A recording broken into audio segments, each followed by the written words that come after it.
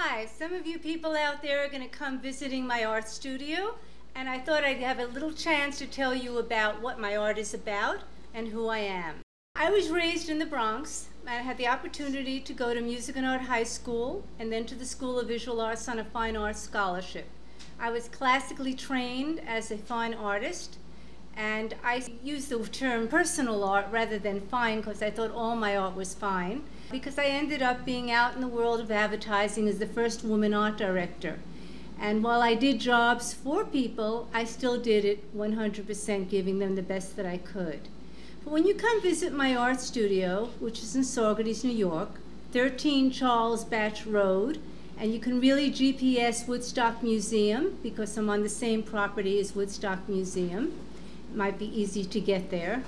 You will come and find that you'll see me as a working artist. It's not like a gallery situation. I wanted to let you know what art was like in a personal art studio. It's a little different than when you go to a gallery. So I'm going to take you through some pieces. One is my oldest piece. This is a Singer sewing machine. I won an award at Parkchester Art Festival for it. I also had the wonderful opportunity to show that piece at the Singer Sewing Machine 100th anniversary. That particular machine, it's a spiritual piece, was actually a machine that my mother won when she was 10 years old for making this dress by hand. It's a not for sale, and it's going to say NFS. So I have a spiritual connection to all my art. I'm not one who thinks about whether it's going to sell or not. It's just something I moved to do, or in this case, was a school project. I most work in watercolors, although I'm a multimedia artist, and this is not only a watercolor, it also has sewing involved and metallic pieces, which are actually sewn on there.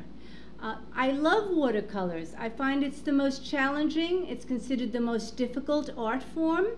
The way a watercolor works is you usually put the lightest color down first, because each color overlaying the other color makes the color deeper and deeper. And you can't go backwards like you can in oil paints, where you can put white on top of a dark color. It doesn't work that way. The initial white is usually the color of the paper itself. It's always meant to be transparent. Although in art, you really have no limitations. You can do whatever you want, but the Chinese came along with the Chinese white, and they attempt to put white over, but it never will completely cover. They're really pretty much transparent colors. The thing about working in watercolors, as I was classically trained, was to finish all my watercolors for the day, never pollute the water. So at the end, I usually have a lot of watercolor paper around, and whatever colors I have left, I throw onto the different paper, and that's the beginning of my next pieces. I have a machine. It's called an Epson printer. It's archival.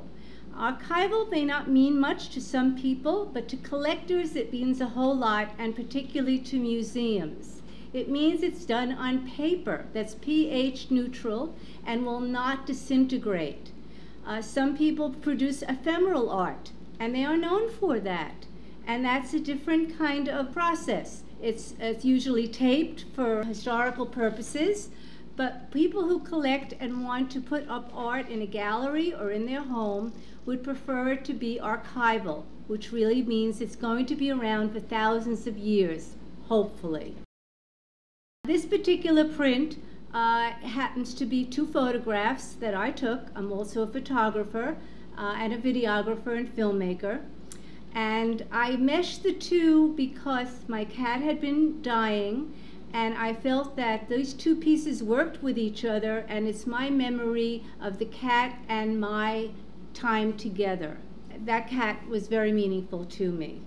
And if you look closely, you'll see that the eyes of the cat sort of mesh to the eyes of my other photograph. So I guess you could say it's a self-portrait or a family portrait. This would be typical of an unframed piece. Something I also want to explain to you. Frames cost a lot of money. We have a complete frame shop where I am in the studio, and you pay a lot extra for a beautiful frame.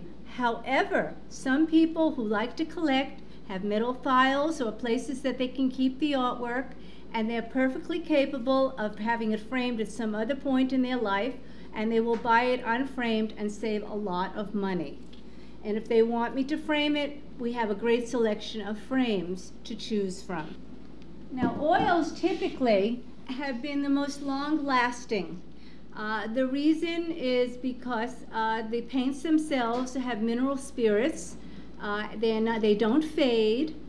This particular piece, you might look at it and say, well, it's a very small piece, and maybe you think it's less money than some of the others. But actually, I worked with a gentleman, and we invented our own frame for it. It's done without any hinges. The frame itself cost me $500. I never, ever threw out a DVD or CD that ever came in the mail to me, or my husband's a videographer, and I had the opportunity to draw on the ones that unfortunately were errors. I refuse to make new garbage. Now, as it turns out, because these are recycled, and the backs of them are all kinds of funny things written here, but I call it 10,000 faces, and I have thousands of these, and there are thousands of faces. You can get something as beautiful as this framed, and I have hundreds of frames there to choose from, and these are probably my most reasonable art that I can sell and offer you. So it's up to you to figure out whether you're a collector or whether you're somebody who wants to decorate your house. I have a piece I calligraphed. It's called 3 Reasons to Buy Art. You love the art, and of course, that's without question. You love the art, you fall in love with it, you want to buy it. The other is you love the artist. And there are sometimes connections. You know the artist, you begin to find out about their personal life, you're taken by them, and you're also learning about the painting. When you come to my studio, please ask me about it. Why did I do certain things? And the third reason is, like a fine wine, it gets better with age. Or another way to put it is it becomes an investment. All art appreciates. If you can find a museum or a place to donate it to afterwards, it's a nonprofit, years later, you will always take off more from your taxes, more money than you ever spent for it, which is why art became a big investment concept. It's not why an artist becomes an artist. Somehow you're born an artist, and you feel what you do. So welcome to my studio. I look forward to greeting you. I'll feed you, I'll give you a drink, and we'll have some fun. Thank you.